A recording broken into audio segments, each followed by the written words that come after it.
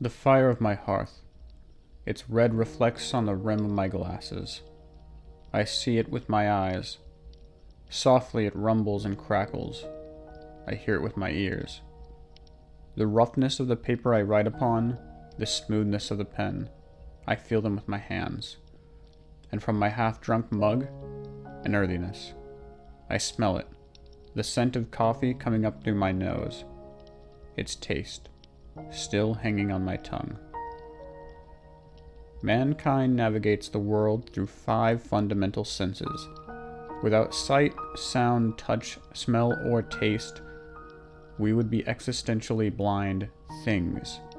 Starved of all stimuli, this is a darkness one shade off from death. And yet, now and again, man may say that they feel the sensation of being watched. A hole bored into our backs by something unseen, unheard, untouched, unsmelled, untasted. Is this paranoia? Or is it something else?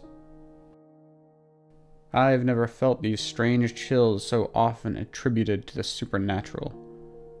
I have heard stories, though. Recounts of experiences told in the comfort of friends and a stiff drink.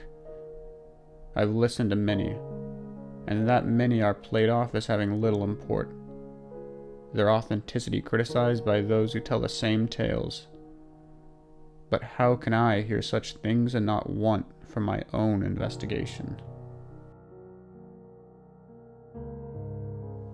It was in a piece of my garden when the sun was high and clear above that I first started my studies of this storied sixth sense. I found myself sitting on the bench at its center to start. I would first explore the 5 basic senses, shut them out, and then see what might come after. Getting into a comfortable position, I then let my mind pick up on the movement of the leaves, the sound of the wind, and all the other sensations that came with that garden.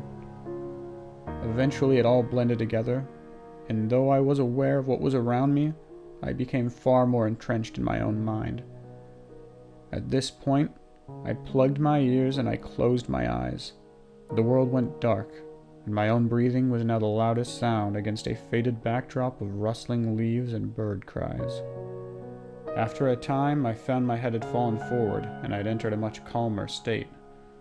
In that tranquility I noticed that, although I could not see them, I could feel where my hands were, where my feet were, or any part of my body. I imagined a small sphere tracing its way along my spine, jumping off, swimming through my muscles, exploring the volume of my body, and always there was a line back to my consciousness telling me of just how and where things were. But none of this was a surprise to me. No. It all very well could have just been a part of some innate awareness of our own bodies that all of man shares. The real surprise came when I shifted my attention to the void beyond, when I pushed out from my own body to see what else I could sense. Like a fisherman casting a line to the sea, I imagined that small sphere floating out into the world, outside of my own form to where I knew my garden to be. At first, there was nothing, just an imagined point humming through the air not far from where I sat. It was almost as expected. But then, when in my mind's eye I could have guessed that I had extended my thoughts only a few feet or so beyond the garden wall, there was a trickle, something came back from afar. A disturbance, or radiance in that void where I was imagining myself scouring about. I could feel the hairs of my arms stand on end, but this new sensation entranced me, and so I explored on. The closer I got, the brighter I felt it to be. It was not entirely unlike the awareness of my own body that I'd explored earlier. And when I finally encountered the source of that radiance, it was no different.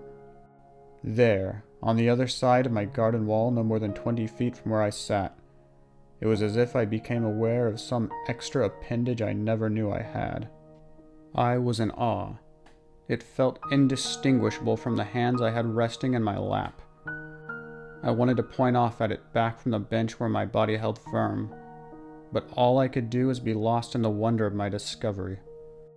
And as I traced my way up that appendage, I could feel my head too craning, my eyes still shut, following. Up and up and up. Further up I went to dizzying heights. How far had I gone? I do not know. I know only that at some point I felt a sharp and acute pain up there. And when I did feel that pain, I realized that the rest of the world had completely faded away. No longer did I feel the eyes that had followed me up, not even my own body. I was disconnected entirely, reduced to only that appendage floating somewhere in space beyond my garden wall. I felt a great fear. I felt desperation. I was grasping for an exit in a nightmare where I did not exist. I was fighting to get back to the body I had left behind. My thoughts vibrated against the void. And then I came to. My eyes wide open, my mouth gasping for air. A glass lied broken at my feet. I was in the dining room. The table before me had been set for two. Glances around the room revealed no other guest to match the extra plate. I called out to the rest of the house, half hoping for some response back. But there was nothing. I was puzzled. Outside it was already dark. The clock on the wall told me it had been several hours since I had sat on that bench. What had happened to me? As my heartbeat slowed, I sank into one of the chairs at the table. It was at this point I realized I still had the wax in my ears from earlier. I removed it, just in time to hear a knock at my door.